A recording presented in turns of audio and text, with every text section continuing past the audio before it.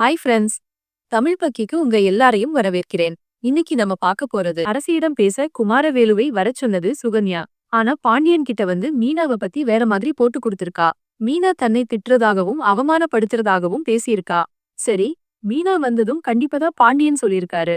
அதே மாதிரி பழனிவேலு கிட்டயும் சொல்ல அதுக்கு அவரு, மீனா அப்படியெல்லாம் பேச மாட்டா, நீதான் ஏதோ தப்பா பேசியிருக்க, இப்ப கூட பொய் சொல்றேன்னு பேசியிருக்காரு. அதுக்கு சுகன்யா, மீனா மற்றும் பழனிவேல் உறவு முறையை தவறா பேசுறா, அதுக்கு அது அப்பா மகள் உறவு, நீ தப்பா பேசாதன்னு பழனிவேல் அவளை சத்தம் போடுறாரு.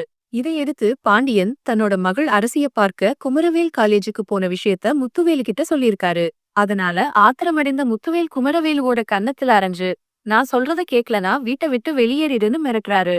கடைசியா சுகன்யா, என்ன திட்டின மீனாவ நீங்க சத்தம் போடுறதா சொன்னீங்க, ஆனா எதுவும் கேட்கலன்னு பாண்டியன் கிட்ட சொல்ல அதுக்கு கோமதி மீனாவை கூப்பிட்டு, ஏன் சுகன்யாவை தப்பா பேசுன, அவ உனக்கு வயதில் மூத்தவர், அப்படியெல்லாம் பேசக்கூடாதுன்னு கண்டிக்கிறா.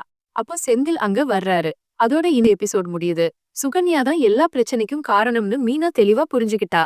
அது மட்டும் இல்லாம இப்போ வீட்ல கேம் ஆடுறா என்பதையும் மீனா மற்றும் செந்தில் 2 பேரும் புரிஞ்சுக்கிட்டாங்க. இனி என்ன நடக்கும் பொறுத்திருந்து பாப்போம். இந்த எபிசோட் பத்தி நீங்க என்ன நினைக்கிறீங்க? கமெண்ட்ஸ்ல சொல்லுங்க. இந்த வீடியோ உங்களுக்கு பிடிச்சிருந்தா லைக் பண்ணுங்க, சப்ஸ்கிரைப் பண்ணுங்க.